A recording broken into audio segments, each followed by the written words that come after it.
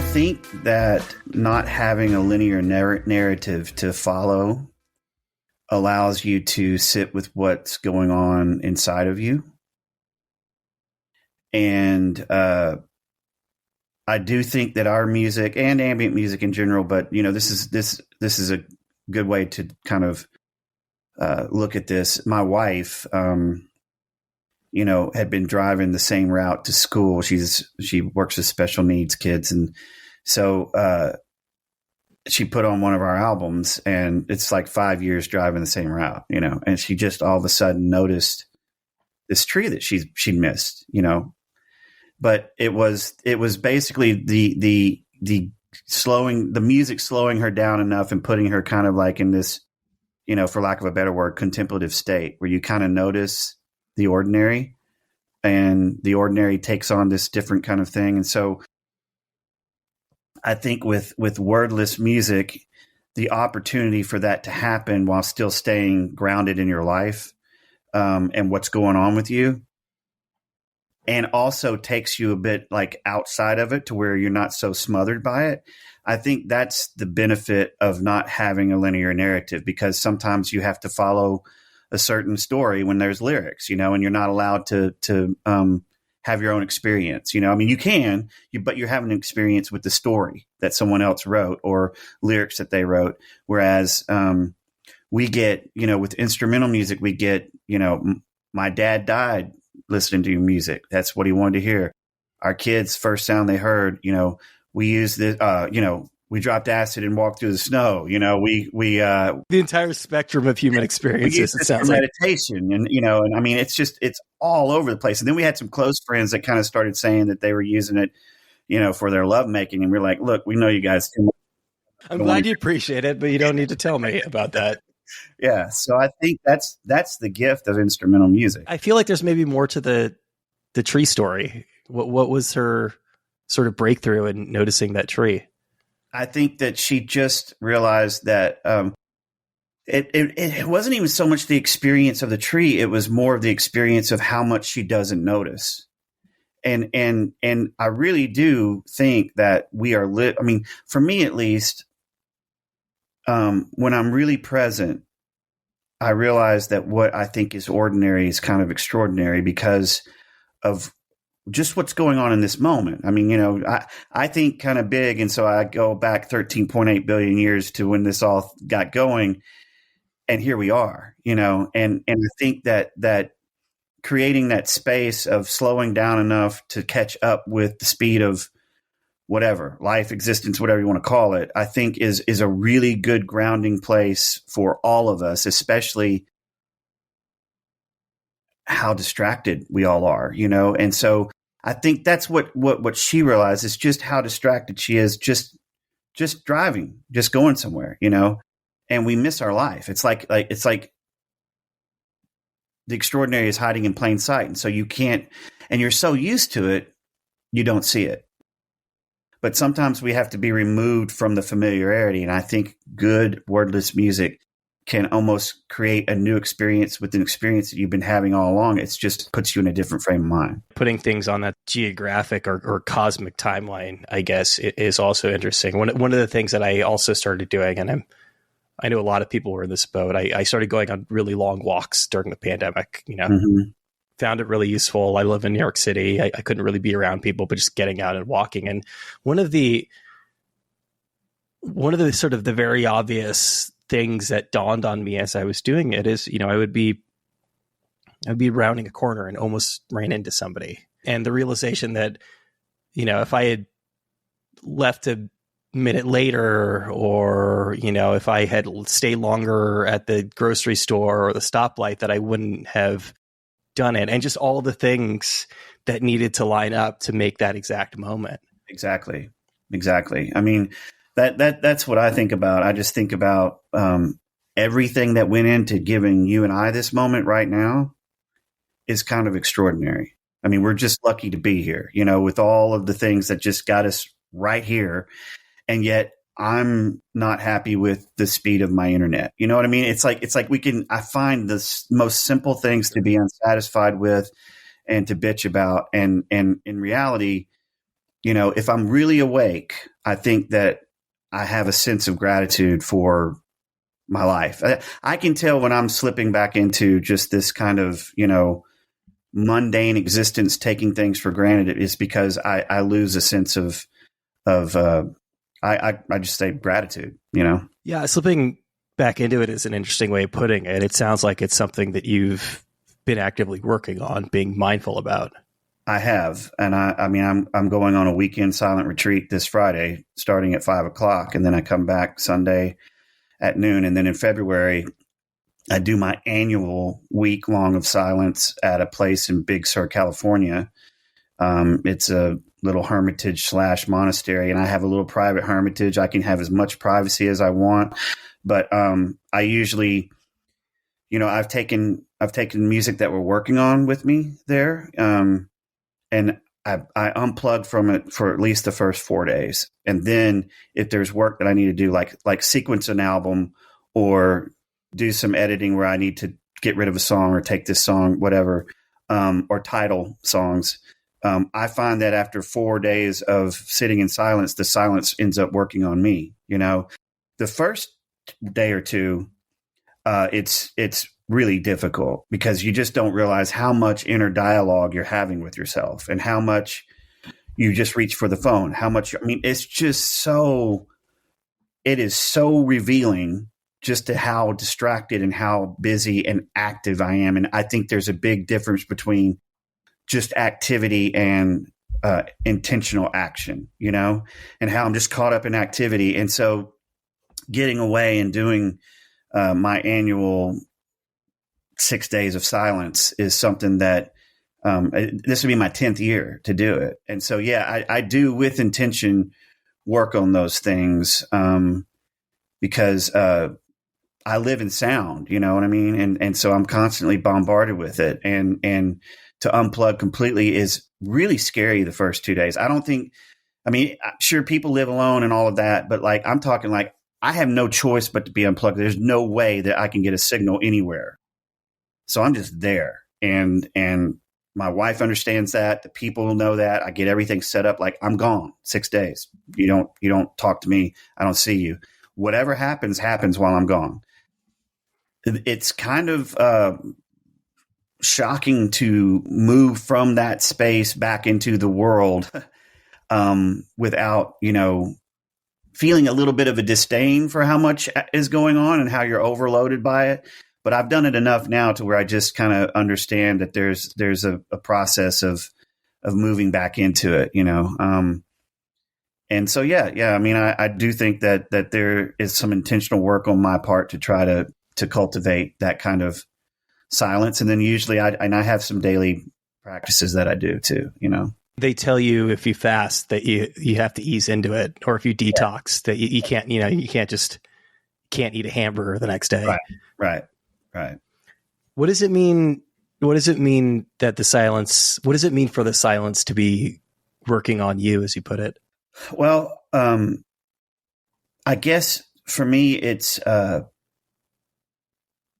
I become being in that much silence. And it's so silent. The first time I went, I was scared to pee. It's it was just everything resonated. And so when you get in this, it's almost like in an isolation tank, except you're not, And so senses kind of come alive. I chew my food different. I notice what water tastes like more. I walk slower, and I'm much more aware of my breath because, the thing we do all the time is breathe, right? And the only time I'm aware of my breath in my waking life is either when I'm struggling to get it, or when I slow down enough to notice it. And so silence to me slows you down in a way that makes me at least notice things that I am not always consciously aware of. And about 4 days in, I'm hyper aware of everything. And that's just for me that I call that's silence working on me. If I give myself over to silence, it's just a gift reality gave us. Silence is a gift that we can plug into if we want to at any time. And silence is not just the absence of noise, It's a way to just allow myself to sit in a place where I say I'm emptying myself out, just going to kind of empty myself of all this whatever. And then I get to write down and journal some things, but I think there's a big difference between me doing like a 20-minute sitting meditation versus 6 prolonged days of immersion into this, and that will work on you if you let it. But it is also quite literally an absence of sound, but it's an absence of sound that we don't notice. And it's funny that you do it in Big Sur. Excuse me. So I live in New York City now, but I'm from California. Oh, okay. And I went to school in Santa Cruz, which is not far from Big Sur. Yeah. And I had been out here for a couple of years and went back to Santa Cruz for the first time and really went into the middle of the sequoias, and it was dark and it was quiet. I mean, obviously there's always going to be some sound unless you go into one of those rooms that makes you hear the blood in your ears. But it dawned on me how ubiquitous sound is, especially in the city, but not only how ubiquitous sound is, but how good we get at tuning a lot of that sound out. Right. That's right. Yeah, absolutely. And I think that coming back from something like 6 days of being, because where this place is, it's away from Big Sur proper, right? So you still got to go 35 to 40 minutes away from Big Sur proper. And it's just this little, it's called New Camaldolese Hermitage. And like a guy, Pico Iyer, I think is his name, wrote a book on silence, and he wrote some other things. He used to stay at a monastery where Leonard Cohen was a monk. And so his house, I think, burned down or something. And so he ended up staying at this place. And there, there's monks there, you know what I mean? And it's like they fix your meals, and it's a communal meal, but you don't sit with anybody. You just go up and get your food and go back to your place. And is it a temple? Is it Buddhist? No, it's Catholic. But the last time I was there, they had it's like, I don't want to say that it's like it's very ecumenical. I mean, it's very open. It's spiritual versus the last religious. time that I went, they had a monastery of Zen Buddhist monks come, and we end every day with a silent meditation for 30 minutes, and so it was a really good group of people, diverse, all sitting together, because, like I said, I mean, silence is such.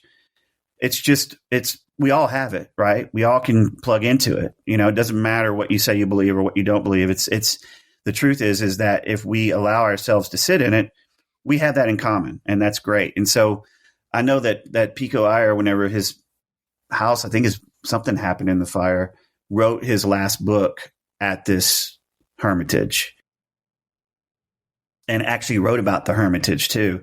It's a secret that, I mean, it's, for Big Sur, it's still, it costs a bit, but it's cheaper than most places.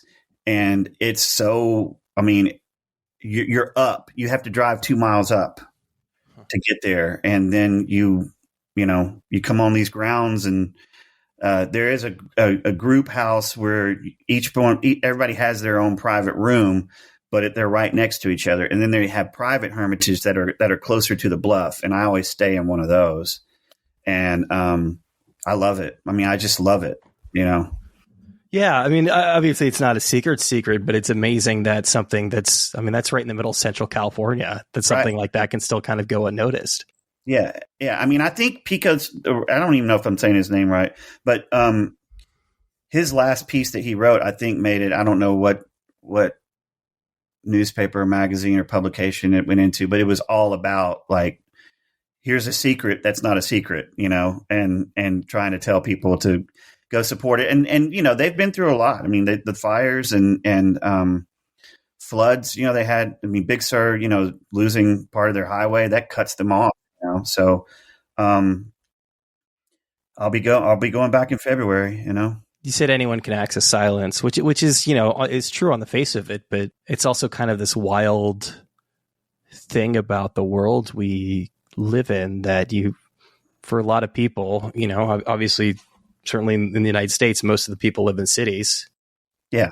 It really isn't possible to find actual silence in that way in a city. So it's such a strange thing to think of silence as a commodity, as something that you have to pay. In this case, I don't know what it is, like maybe a couple $100 to go do. It's wild that silence is sort of cut off from the population in a way. And also just the absence of light too. I mean, I get out of the 30-minute sitting meditation. At the end of the day, I walk out, it's dark, and in 20 minutes, I can see, I counted 16 satellites. I don't get that in the city. You know what I mean? When I just lay down on a bench and just watch the stars, and it's amazing how much, and that's what I mean. It's amazing how much we miss. Yeah. We just miss a lot. I mean, in those cases, it's because you can't see. It's not that you weren't paying attention. Right. It's that you just can't see. That's right. But I think if you're immersed in that environment, you don't get used to, you get out of the habit of looking up. You know what I mean? Because there's nothing to see most of the time. Yeah. I do know that there's like I can't remember what it's called, but it's the Zen Center of New York. But they practice meditation right on a busy street, right in New York City, because they're trying to get you to understand that this is not just about the absence of sound, that a silent state that you can carry with you can be worked on and cultivated if you do some work on it. And I don't mean that, in other words, you can be around sound and not be attached to what it's doing to you. And I don't know how to do that because I am a sound guy. I pay attention to everything. But that's something that they do. They intentionally decided that, anybody can have a silent moment when they're at a Zen monastery because they're in the middle of nowhere, but try doing it in New York City, And so they started this Zendo right there in the heart of the city. And they practice meditation with the blaring sirens and the honking horns and everything, It's funny, this mechanism that we've evolved as humans that effectively helps us not lose our minds. I assume that, if you, I don't know, got in a time machine and came to 2023, that it would drive you crazy for a period of time. But I agree. It's a double-edged sword, right? It's good if you're able to sort of sit in a noisy place, but it kind of numbs you as well. Yeah, I agree with that. I'm not one of these guys. I'm a both and kind of guy, I'm not thinking that we all need to go join monasteries, definitely. I like the convenience. There's a lot of sacrifice that went into giving us, culture and society and all of that. And the things that we have that most people for most of human history had to worry about, and we don't have to worry about, so there's a lot of leisure and luxury that most people that preceded us did not get to have like we do, So I'll be honest with you, by the end of the 6 days, I'm ready to get back and, be able to enjoy just the simple convenience, You're in Nashville, is that right? Yeah. Yeah. So, I mean, and you're in Nashville for a reason. Right. You could probably, doing what you do, live just about anywhere, but you chose to live in a city. That's right. Yeah, of course. I mean, it's because people that do music are here. There's a lot of studios, and also it's an incredible amount of convenience and exposure, so, but I will say that, my wife and I have a little bit of property somewhere on a mountain, that we plan on trying to build some little place that we can just get away, and unplug. Within the last few months, after years and years of trying, I was finally able to get into a regular meditation practice. Really? And I'm doing it for 15 minutes a day in the morning now, which is big for me. Yeah. I think I suffer from a lot of anxiety. I might have a touch of undiagnosed ADD too. And it was for so long until finally it clicked. For so long, it was just like I sit with it. I have a timer. I'll have some some music because I actually do it at my gym, which is very less people powerlifting. It's incredibly loud, but I just don't have the space or anything else in my apartment. But I've got a timer that dings, at 15 minutes now. It was 5 before and 10 after that. And I remember when I used to sit for 5 minutes, I would just be waiting for it to ding. And now it'll come up on me and I'll ding and I'll be like, I could keep doing this for a while longer. Yeah. Yeah. Yeah. The only way not to do meditation wrong is not start it and also stop it before your timer goes off, because those are the two ways to screw it up. Because you don't, just the fact that you just sit for 10 minutes and think you're wasting your time. And, it's kind of like someone said to me, it's like, I think I probably had 10,000 thoughts, in a span of 5 minutes, and where I had to return to my breath, And, it's like, well, that's 10,000 opportunities to come back to the present moment, and you didn't fail anything. No one's sitting around judging you and telling you that you did it wrong, and a lot of people, I think, that think they can't do it or won't do it probably need it really bad, I think a lot of us have been there, but we have a lot of methods for numbing. That's right. That's right. And you don't know what you don't know. You don't know what you don't know, I mean, I think probably some of the things that we suffer from is that a lot of us have opinions about experiences we never had. We just have these assumptions about things, and you just don't really know what meditation is going to do. And if you start it for a week, you're not. I mean, it's at least a month before you start getting any kind of benefit from, the time off the cushion. Yeah, I mean, the thing for me about the timer early on is it wasn't about ending it before the timer. It was about me opening my eyes and looking at the timer, because there's no way, I didn't hit that button or something, because this has been way longer than 5 minutes. I get it. Yeah, totally. Absolutely. And I still get that way.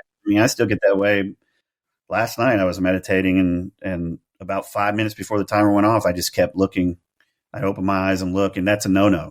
That's what they say. So unavoidable, when you first start doing that to a certain extent. But I do it in the mornings. It's I'll go for a run and then do it. Do you find it's useful for you at the end of the day? I do it in the morning, but I also what happened with the pandemic when it hit. I had some friends that are they do retreats. One guy goes to a Buddhist place in New Mexico, and we just started getting together on Zoom at 9:00 every night. And we just would set a timer at 20 minutes, and then we would end, and we just wave at each other, and that's it.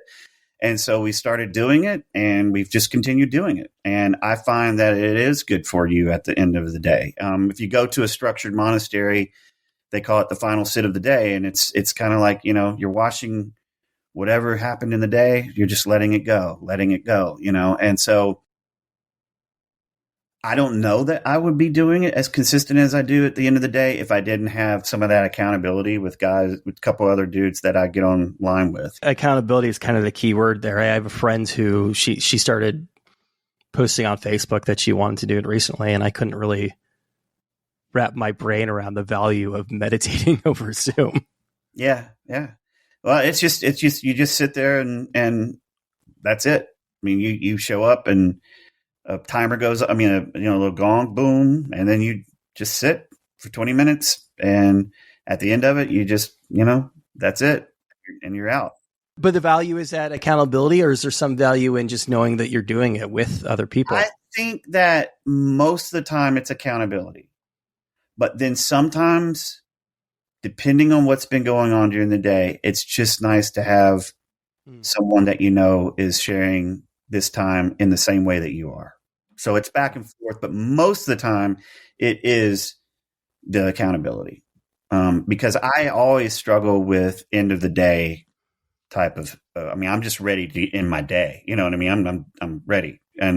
But there are times like when I know it's coming up at 9:00 and I just think, oh God, but I do it. And that's the point of doing it, is just to do it. Getting back to this idea of kind of numbing, I guess maybe a better way of framing it is shortcuts, is trying to sort of short circuit your brain, or, using, whether it's drugs or alcohol or, something healthier. Sometimes it is music, or, sometimes it is, movies, but really taking the easy road in an attempt to get some of these benefits. Yeah. I mean, instant gratification is kind of like what we're used to, in this day and age. I mean, I've been sober 8.5 years, and I just, I wish everything worked like whiskey. You know what I mean? It's like just a quick, get me there fast, man. And I stopped drinking about 3 years ago, just on a whim. I still have this amazing collection of whiskey over there, and it kills me. Yeah. And so for me, it's like, I realize that I can have that mindset about a lot of things. I want maximum benefit with minimum effort, and taking 4 pulls off of, slugs off of whiskey, can wash the day away really quick and really easy versus getting on Zoom at 9:00 and sitting for 20 minutes. There were ways then it was working for you, but ultimately what made you stop? I just had to stop. It got out of hand. I've struggled with that since I was very young. So yeah, I did a lot of drugs in my teenage years, and then when I guess around, I had a neck surgery in 2013, and before that I was doing like pain management, and I really wasn't. I'm not like a guy who likes that kind of oxy and hydrocodone or whatever. It just, you were self-medicating. Yes. And so I started drinking with that. And actually the first time I went to Big Sur, that was the whole purpose that I went. I wanted to clean out. I had every intention not to drink for 5 days before I showed up there, but that didn't work. That's showed a rough place to try to do that. Yeah. I showed up hungover at the airport, and then I was thinking I wasn't going to go, and then decided that I would go ahead and follow through with it. And about the third day in of sitting in silence, and I brought a couple of high gravity beers with me just to kind of like, whatever, take the edge off those first couple of nights. But about the third or fourth day in, I just, it's a really, it's quoted way too much, but it's that Mary Oliver quote of like, one day you knew what you had to do, and so you began. And so I just decided that I wanted to make changes. And when I got back here, I struggled and decided to do an outpatient treatment. And that was June 17th, 2014. Actually, it was 2014 when I had the neck surgery. That's right. 2014. So, I just realized it's not serving me anymore. The way I grew up and where I grew up and what my home life was like, I think that was something I turned to kind of get me to survive that. And it worked for a while. I don't think that, and I'm certainly not against drinking at all. It's just not good for me. I can't do it anymore. I passed a point where it's like, I don't have a good relationship with alcohol anymore. So be it. That's all right. I think I can't moderate. Right. I tried. I tried moderate. I tried switching to this and switching to that and moderating this and moderating that. And I realized that that's just not going to work for me, and guess what? I have had plenty of moments when I've been drunk. I don't, it's not like I've missed out on something, Obviously, drinking is integral part to socializing your 20s, especially, right? Yeah. But there are certain things that the body can take in your 20s that you can't take later. That's for sure. Yes, for sure. And it's just been really, I don't think I really started taking work on myself really seriously until I, with intention, decided to not just quit drinking, but make a lot of changes in my life, and I also just, realized that I can't figure all of this out on my own. There are people out there that can help me.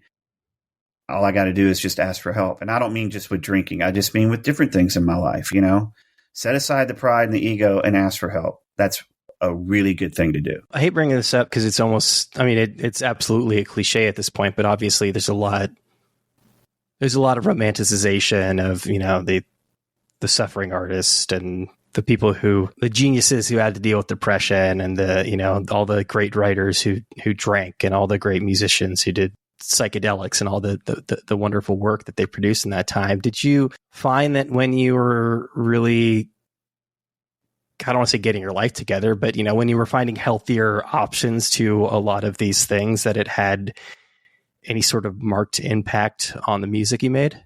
Yeah, I mean, I would say that in our catalog, Canonic and Raising Your Voice, and even parts of Maybe They Will Sing, were just pretty sober records. Those are our first 3 records. And then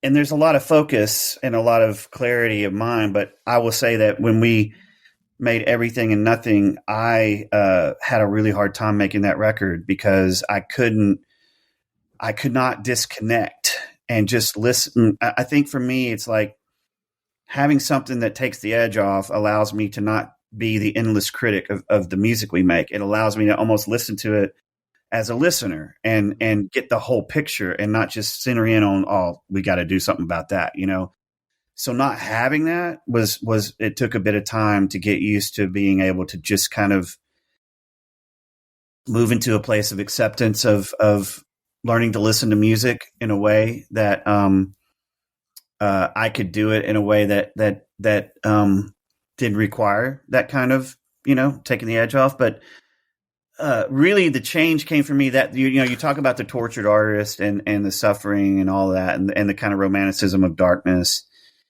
I think for me, it wasn't just that I romanticized darkness. I mean, growing up, there was just darkness that I couldn't escape. I mean, it was a scary place to be in my home. And so not all the time, but I had a stepfather that wasn't the greatest guy in the world, and so certain things happen. You carry that with you into your adult life, and add to that being creative, and I do think that I think that artists are egomaniacs with inferiority complexes, and that's kind of like, I've got an ego and I wouldn't be here without it, but I also have this insecurity that I need validation.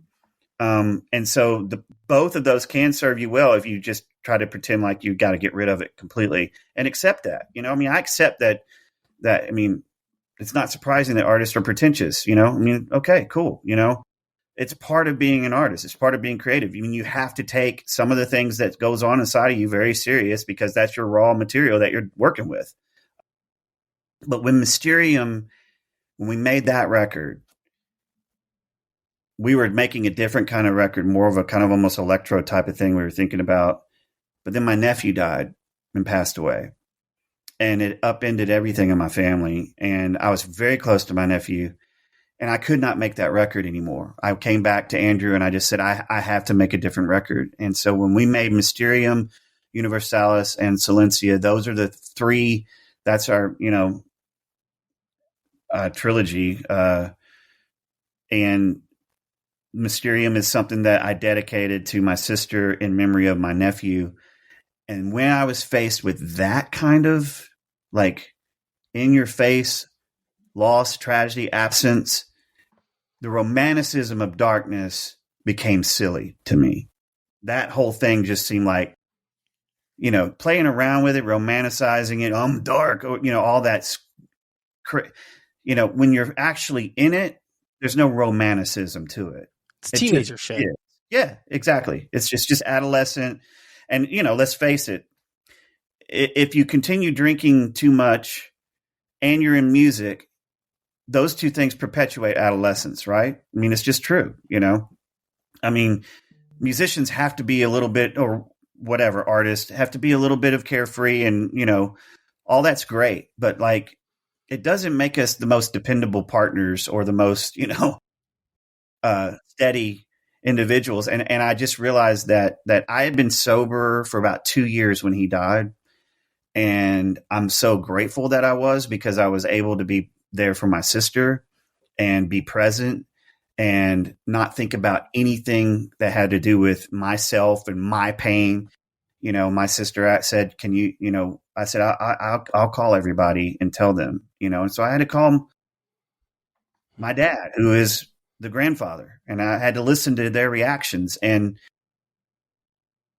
it's really easy when you are in love with, you think you're in love with darkness and this persona, to make other people's pain about you, as if the other people's pain is just raw material that I'm gathering from, rather than actually enter into the pain with those people and sit with them and just be with them. Because I'm going through my own suffering, but they're going through a hell of a lot more. And I can't make it about me. I'm not the first person to say this, but has to be the number one hardest thing in the world is losing a child, especially at a young age. But I mean, it's just, yeah. I mean, I mean, I told somebody when I came back, I said, this is the kind of pain I'm in awe of. Like, I mean, this is, and I think part of it is just watching my sister and knowing that she's still going through it, because it's the holidays and the absence just gets more and more real, you know? And the fear is that they just become a photo on a wall, you know, or on your phone. And so, you know, and knowing that my sister wanted nothing just to be just a good mom with family, you know, and he had a horrible disease called neurofibromatosis too. And it's a tumors that attack your nerves and your nerve endings. And because removing them is the last thing they want to do, because when you remove them, your nerves collapse and it creates paralysis. And so they let them stay as long. And he ended up losing, you know, hearing in his left ear, and his face drooped, and it was rough, man, you know, but I also know that this is what I say. Mysterium came out of that, but I would give Mysterium back in a second to be able to hug my nephew and to have my sister not be in pain. This new record that we're ostensibly here to talk about, is also, I mean, it is, you know, at least if the press materials are to believe, is also coming out of a difficult place. I mean, specifically some of Andrew's struggles with his own family. It's, you know, it sounds like his mother was going through some health issues. You don't want to make it about you because it isn't about you. How do you make art out of something like that? And I guess maybe a better question is, where do you start? I think really the way I look at it is that, you know, we're kind of meaning makers. Even if we don't realize we're doing that, we're trying to make meaning, you know, through your music. Just in general. Yeah. I mean, I think human beings in general try to find meaning. And then when you're deciding to make your life in the arts, you know, you're trying to find meaning in certain things. My dad actually is recovering from quadruple bypass surgery. So our parents are getting older, and it's weird because the roles are starting to reverse, and just the omnipresence of impermanence is starting to become real. You know what I mean? That there's just change is the only constant. It's the only thing that's that. If you want to look for an absolute, change is it, right? It's because everything's moving towards change. And I have, you know, Andrew and I have decisions to make at that. It's like, we don't want to exploit the pain, but at the same time, if it's something affecting us and then we make music, whether we realize it or not, we're thinking about them on some level. It comes out in the music, you know, and then I think the reason that it resonates with others, even though it's wordless music, primarily wordless, is because there's just this resonance that's in it that we're dealing with universal stuff, that parents are getting older, you know, and to breathe some meaning into that. And I always am quick to say, you know, I learned some of the greatest lessons in my life when I went through that. It's like, look, man, other people's pain is not just an opportunity for you to gain wisdom, right? It's good if you do. Obviously, that's a positive side effect. It's this, but it's a side benefit, right? Yeah. And so you want to be able to look at things in that way, and so if you're going to go through it and it's inevitable and you can't help it, why not use it and create something beautiful out of it, or something that can be, you know, shared as an experience? And I think, you know, that's what we've always tried to do, you know, with our music is to try to find this, you know, this yearning. I mean, there's a yearning and a nostalgia, I think, that you kind of feel in our music. That's what we hear from everybody, at least. And there's this sense of joy and sadness combined at the same time. And what else is there? I mean, it's just, I mean, I was talking to our co-producer, Chad Howlett, and I was like, what do you think about this record? I don't know, man, this sounds like everything. When I listen to it, it just sounds like everything. I think and he means his life. He doesn't mean it sounds like other pieces of music. No, he means it sounds like life, and I think that I've said this before in other interviews that, sometimes I think the music of Hammock is what it sounds like to me and Andrew to be alive. It's what we take in life and we interpret it in sound, and that's what comes out. And there's the mixture of that kind of joy and that sadness, because that's what life is, the expectation that you're always going to be miserable or the expectation that you're always going to be happy is untrue. It's the meeting, it's the both and it's the meeting in the middle, and being able to live and hold that tension, knowing that whatever is coming, it's not permanent, whether it's happy or whether it's sad, it won't be permanent. There will be more change to come. As somebody who's, struggled with some depression myself, I know that sadness can be, that badness, that misery can be self-perpetuating, that you can very easily prolong it. I call it manufacturing your own misery, because there, and this is a cliche, the thing that people say, but I believe it's true, that no matter what, you're going to experience pain. Yeah. But what you do with that pain will determine how much suffering is going to go along with it. And I think that there's the pain and suffering part of it is it's like that thing about in Buddhism. Some people think that Buddhism is saying all desire is bad. No, it's the attachment to an impermanent state, trying to make it permanent. And I know from my own struggles with depression that the hardest thing about depression is when it feels like an outside force weighing down on you. It's really hard to not think that, well, I'm stuck now. Yeah. Right. And it's here to stay.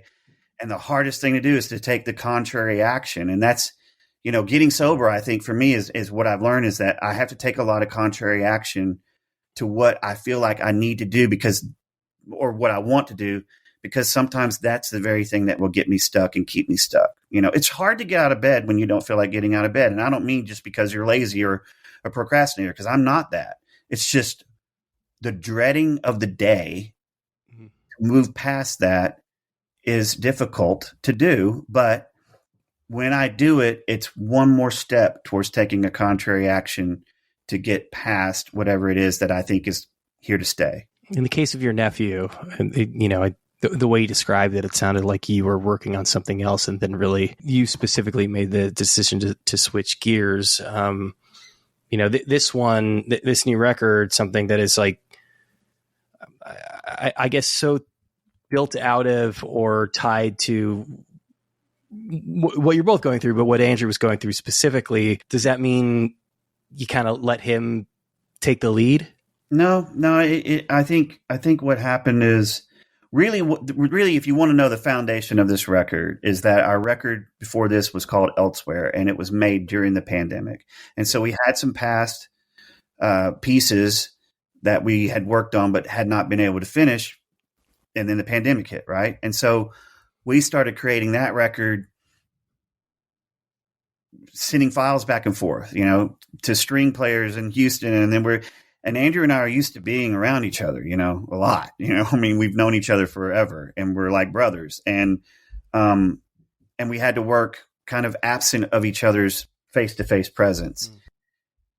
And when it first starts and you're kind of like an artist that kind of works in solitude a lot, you kind of think, this is not going to be anything for me. I'm going to get through this fine. Right. But then all of a sudden the solitude starts turning into isolation. And the isolation part of it is what started wearing on me.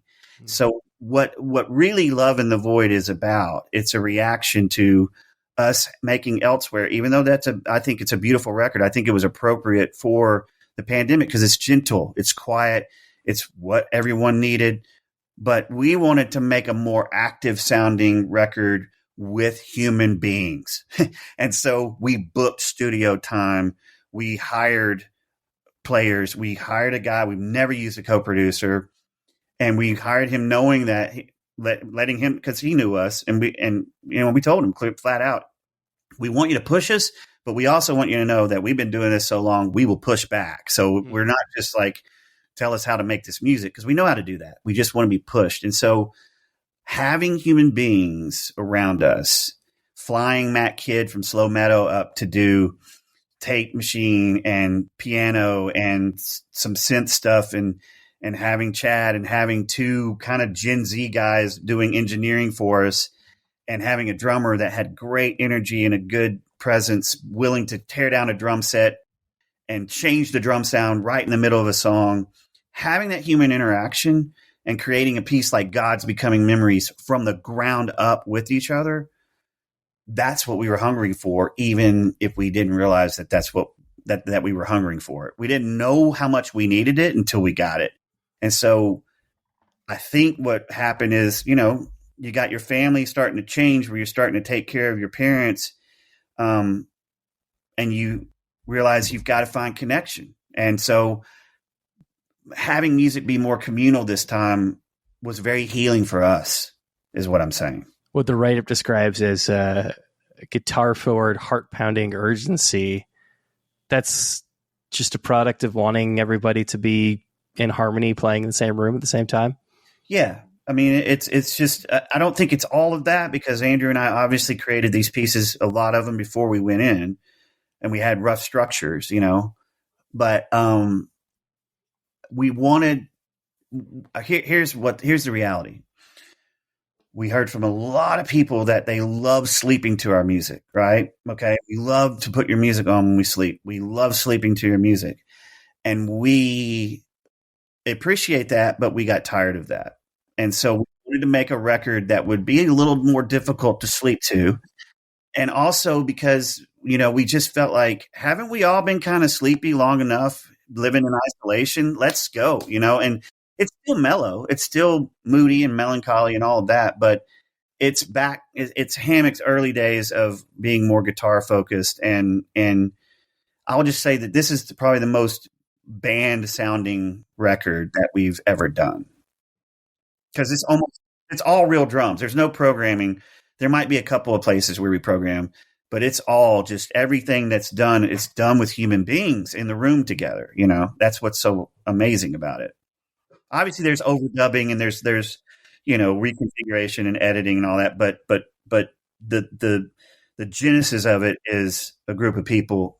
And I told our manager, I was like, when I first moved to Nashville, I used to camp out in studios. Actually, I lived in a studio on an air mattress for about 3 months, and being camped out and just staying in that environment, it's kind of like what I was saying about silence. It just does something to you after a little bit, to where you're hyper focused and nothing's interfering. And you almost feel like this is the only thing that exists. And I think that was really healthy for us to experience that again, especially when you're doing it as long as we've been doing it. I think bad ambient music is really easy to make. And I know, like, not everything you make is ambient, but it is a piece of what you do. It's really easy to algorithmically generate a piece of bad ambient music. Yeah. Well, I could go on for that. I mean, Andrew and I started before there was Spotify, before there were playlists, before there was an algorithm. And so sometimes when people say that aren't familiar with our music, they're younger and they come in out of the blue and they hear a softer piece of ours and they think, they're making music for playlists, for deep focus or music to study and relax to, as they say on YouTube. And that couldn't be further from the truth. I mean, we still make albums. We are album making artists. That's what we like to do. And so ambient, people think that if you just get reverb and delays, you can make ambient music, right?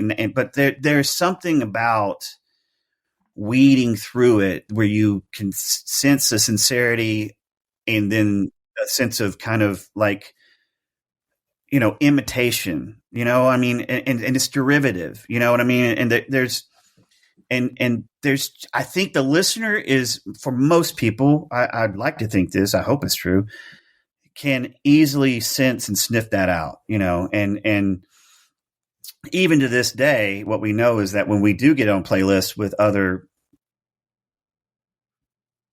dare we say, really bad ambient music, manufactured.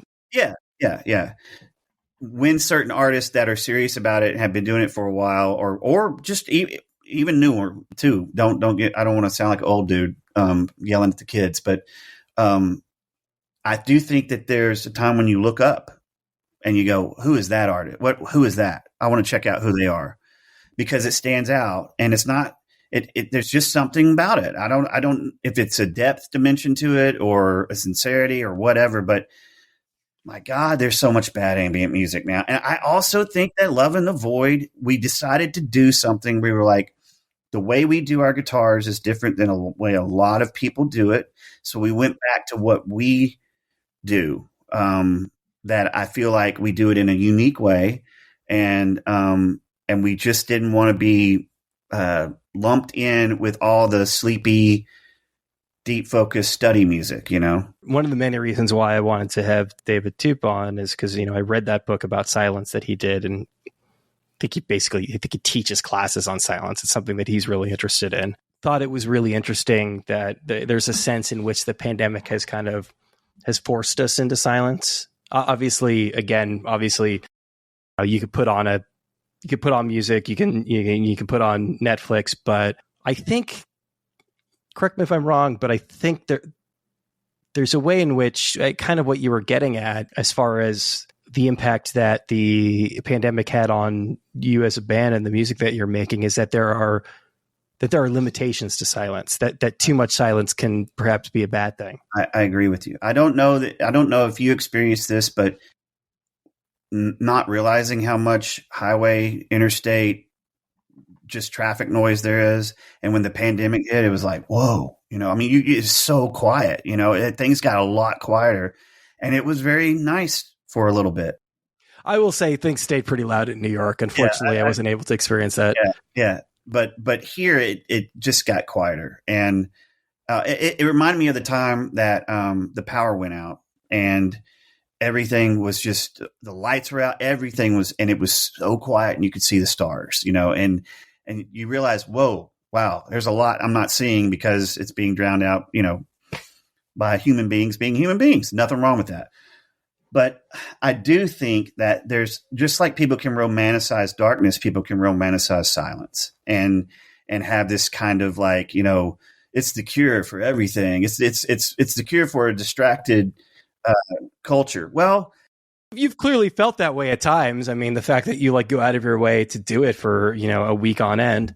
Oh, I think that though my third year of doing it, I started realizing I can't go with expectations anymore. I can't expect it to do what it did last time, because now what I'm figuring out and learning is that I can't go chasing an experience. I just have to be with what it is. Right. And so what I'm chasing now when I go to Big Sur is not just necessarily the absence of sound. It's just more of an awareness of what strategies have I developed over the last year of coping with life that I maybe need to take a look at.